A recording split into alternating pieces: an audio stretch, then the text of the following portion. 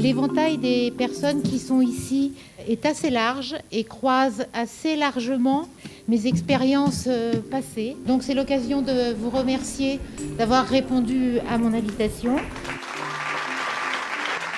Ce débat est un débat qui touche beaucoup de questions et la diversité que vous représentez montre aussi les enjeux qu'il y a derrière ce sujet. Au soir de mon élection, j'ai dit deux choses.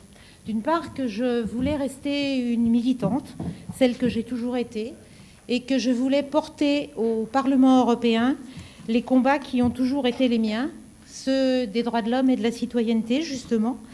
L'un ne va pas sans l'autre, mais aussi ceux de l'éducation populaire, au sens large du terme, et aussi ceux de l'économie sociale, parce que pour moi, tous ces débats participent des mêmes valeurs et de la même recherche.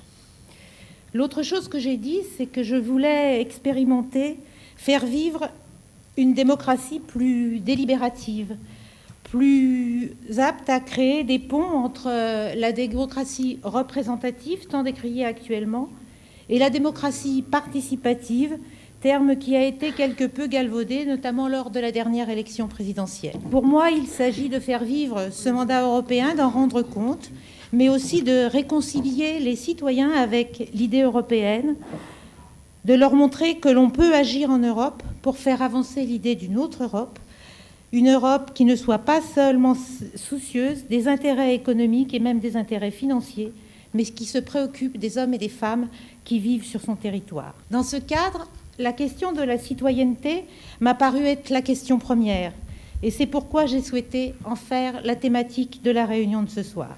Pour lancer le débat, j'ai fait appel à quelques amis que j'ai choisis pour illustrer quelques thématiques et lancer le débat.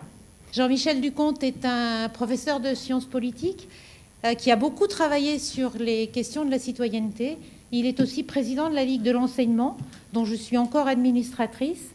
Et la Ligue de l'enseignement a consacré ses deux derniers congrès à ces questions-là, notamment le dernier, avait pour thème « Faire société ». Jean-Pierre Dubois, professeur de droit public, président de la Ligue des droits de l'homme et du citoyen, puisque c'est le nom exact de la Ligue, association dans laquelle je milite depuis bientôt 30 ans. Je dis, moi, que c'est ma colonne vertébrale, c'est ce qui me permet de résister et de construire un certain nombre de sujets. Et la Ligue des droits de l'homme, avec 35 organisations, vient de lancer un pacte citoyen dont Jean-Pierre nous parlera tout à l'heure. Serge Kowalter, qui est membre du bureau de l'Association européenne des droits de l'homme, qui se bat pour la question de la citoyenneté de résidence et qui est un combat cher à tous les militants des droits de l'homme, et qui nous parlera notamment de la campagne que l'Association européenne des droits de l'homme va lancer sur ce sujet. Djeneba Keïta, qui pour moi est un symbole de ces élus qui restent des militants, donc elle nous parlera de cette expérience-là, nous donnera son point de vue de ce point de vue-là. Marisa Matias, députée européenne portugaise du Bloco, qui est une des collègues avec qui j'ai le plus de plaisir de travailler au Parlement européen. Et je suis ravie qu'elle ait fait le déplacement aujourd'hui. Je voudrais vous dire combien je suis heureuse et fière d'être aujourd'hui députée européenne, mais aussi combien je suis malheureuse et frustrée de voir combien il est difficile de faire vivre le débat sur les enjeux européens. Et ce, alors que 50 à 80% des textes qui s'appliquent en France sont plus ou moins influencés par la législation européenne. Et ce, alors que le Parlement européen est amené à avoir un rôle croissant en matière de décision, puisque maintenant la plupart des décisions prises au niveau de l'Union européenne devront être prises dans un processus de codécision avec le Parlement européen.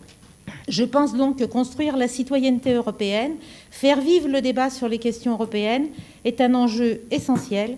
C'est aussi à cela que je vous convie aujourd'hui.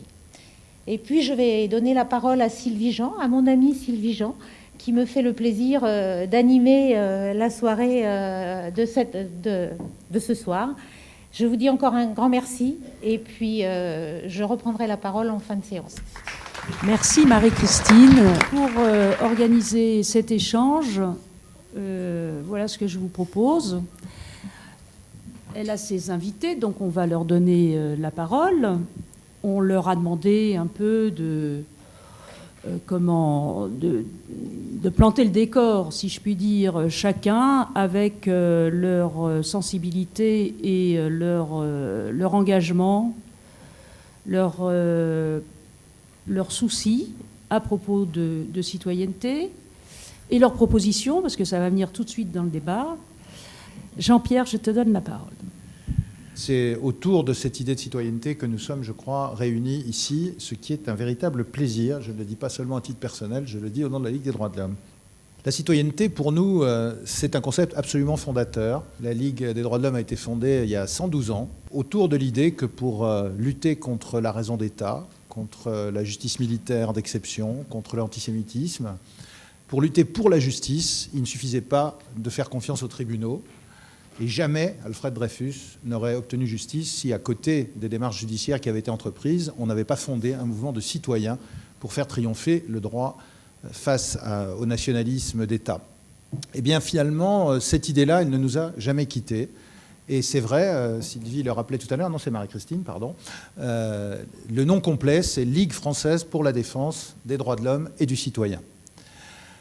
Alors, ça veut dire que pour nous, la vraie garantie des droits, c'est d'abord la citoyenneté. Si les citoyens laissent tomber, s'ils pensent que la politique, c'est l'affaire des professionnels, s'ils pensent que la justice, c'est l'affaire des juristes, alors la politique, la justice et la démocratie sont en danger. C'est vrai donc à peu près sous toutes les époques, cela a été dans des moments encore plus dramatiques qu'aujourd'hui, mais c'est particulièrement vrai aujourd'hui. Cette citoyenneté, nous avons l'habitude de dire, grâce notamment à Madeleine Reberiou, qui a présidé la Ligue et qui nous a fait travailler sur cette idée il y a une quinzaine d'années, nous avons l'habitude de dire citoyenneté sociale. Le mot, nous en parlons depuis 1993, mais la chose, nous la pratiquons depuis longtemps.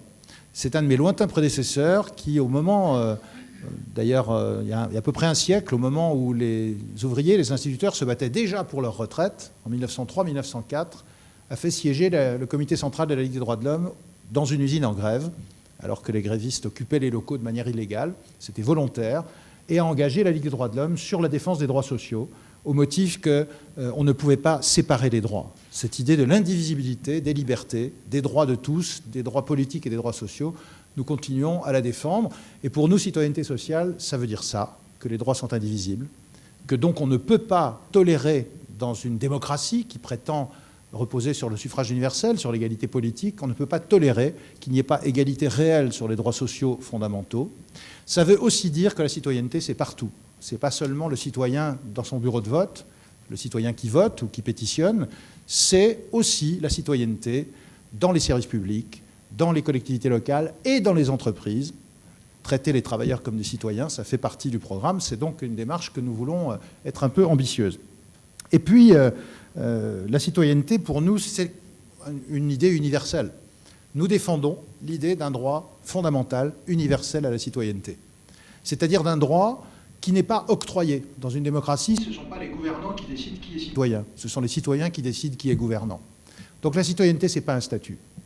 Des étrangers sont nos concitoyens, y compris des étrangers sans papier qui se battent pour leurs droits et qui utilisent la citoyenneté pour le faire.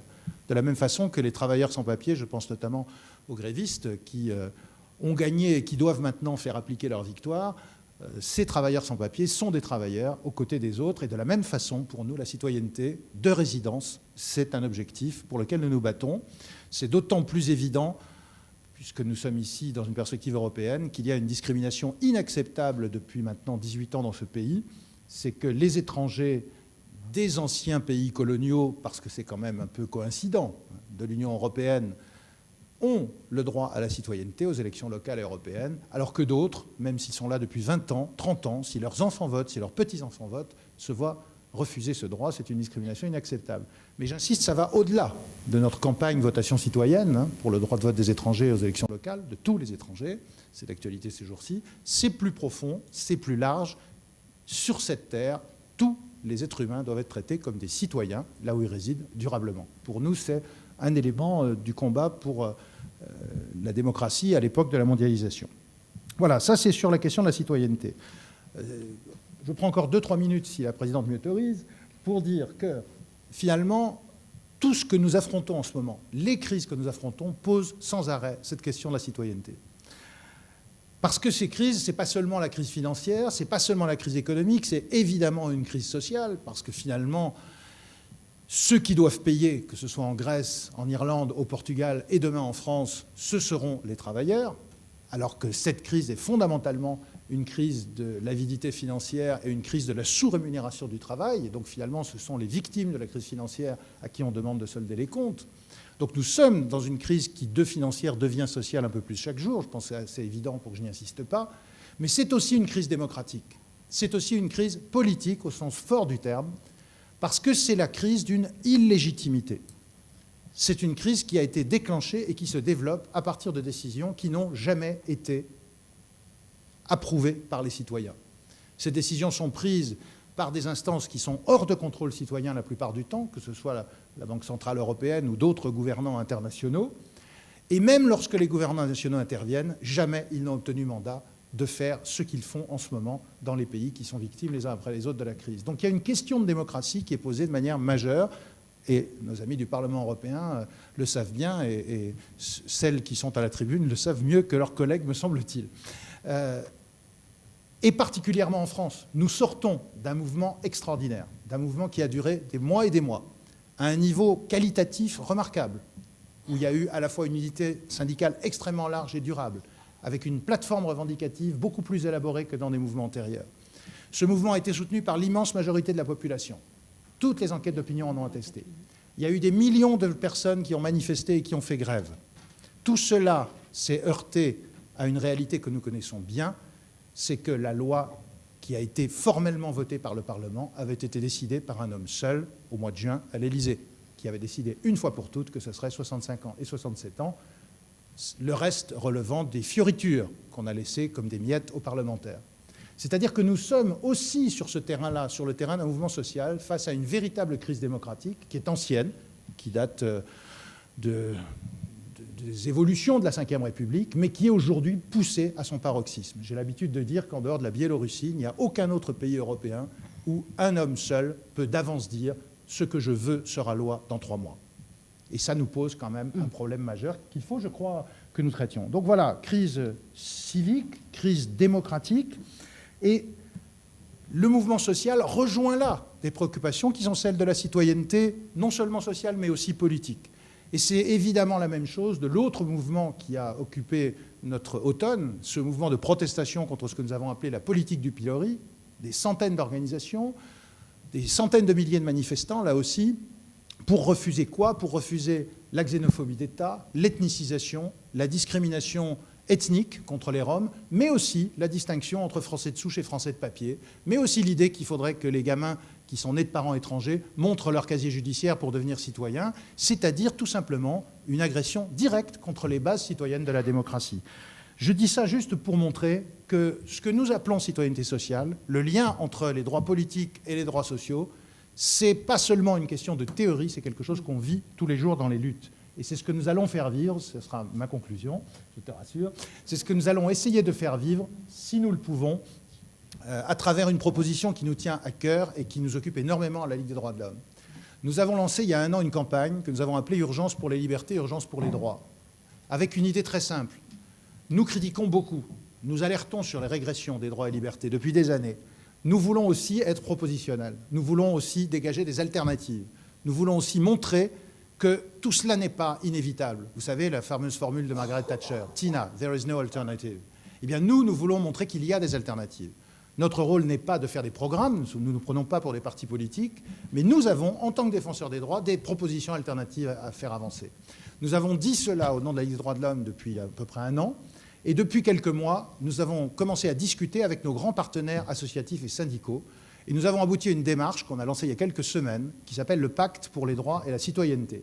Ce pacte est déjà signé par 49 organisations associatives et syndicales, dont des organisations qui comptent, la CGT, la Ligue de l'enseignement, la FSU, l'Union solidaire, l'UNEF, l'Union nationale lycéenne, la Confédération paysanne, je pourrais continuer longtemps comme ça, la Fédération des parents d'élèves, la FCPE, et beaucoup d'autres. Et qu'est-ce que nous essayons de faire ensemble ?